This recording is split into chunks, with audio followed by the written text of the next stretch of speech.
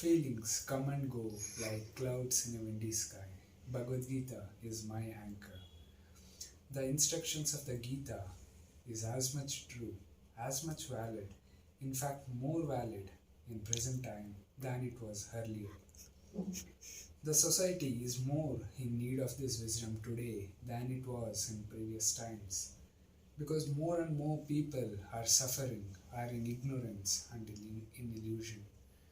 We are all fighting an inner battle similar to the war of Mahabharata at Kurukshetra.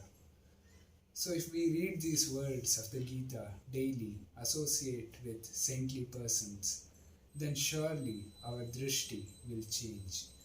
And in spite of whatever circumstances we may find ourselves in, Shrishti, the world where we are living in, we will be able to lead a meaningful and an enriched life.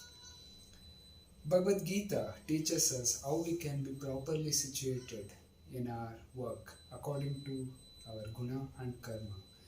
When one is rightly placed, there is no question of competition and scarcity, for each person is unique in his duty.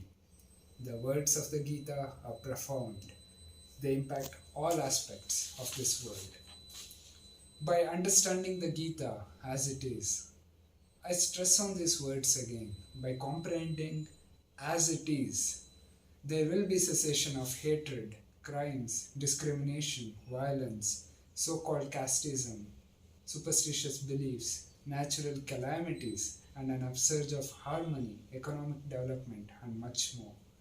By Sarvadharman Parityajya and complete Sharanam to Krishna, the world would be Vaikunta, an abode without anxieties. Gita is priceless. By simple living and high thinking, from complicated addictions to global warming due to materially motivated industrialization, all will gradually wane by following the instructions of Sri Krishna. Let the environmentalists get a sigh of relief. The world nurtures and provides for everyone's need, but not for man's greed. Krishna warns us about this dangerous enemy and enlightens how a sane man must remain aloof from this negative emotion along with anger and selfish desires. The psychological effects of anger and how we can curtail this blinding force are practically described by the Lord. We can be happy for the 700,000 hours that we breathe in this body by practicing the 700 verses of the Gita and make all living entities in the tenure of their own lives coexist peacefully and in dignity and with dignity. Ralph Waldo Emerson, Warren Hastings, Annie Besant, Philip Glass, Sunita Williams, T.S. Eliot, Robert Oppenheimer, Henry David Thoreau, Mahatma Gandhi and Albert Einstein, amongst many other famous global personalities, have practiced or are practicing the principles of the Bhagavad Gita. The Gita teaches us the invaluable wisdom of the Vedas which stand the test of time. The knowledge of the self, the laws of nature, knowledge about Krishna, their interrelationship, the various yoga systems, and the ultimate goal.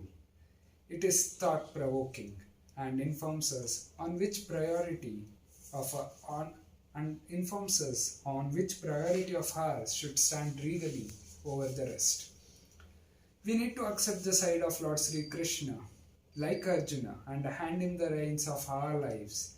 We need to take the side of righteousness for the cause of greater good in this world, and of course for our own benefits, no matter how tempting and dissuading our own powerful carnal desires are. Once the youth rise above their base tendencies, there can be the expectance of peace, purity, and pleasure in that sequence. We have all heard this. Friends can make you or break you. People help us the way they know how to do so. To help us come out of stress, one may ask you to drink, while another to meditate. One to take revenge and get even, while another to forgive and get ahead in life. Duryodhana's predicament was that he knew what was right but couldn't indulge in it. He knew what was wrong but could not avoid it. His fallback was his uncle Shakuni, and resultantly he moved from bad to worse. Whereas Arjuna was allowing his personal emotions to dominate his sense of duty and hence wanted to escape from his responsibilities he had towards upholding righteousness. His fallback was Krishna, and resultantly he was restored to his greatness. Who is your fallback makes all the difference. One point we must remember is that Arjuna was not retired, but a Kshatriya family man. Bhagavad Gita was spoken for all the common people's benefits, for its knowledge is our shelter amidst the storm. Thank you. This is Sai Prakash, house surgeon at Ambedkar Hospital. Thank you.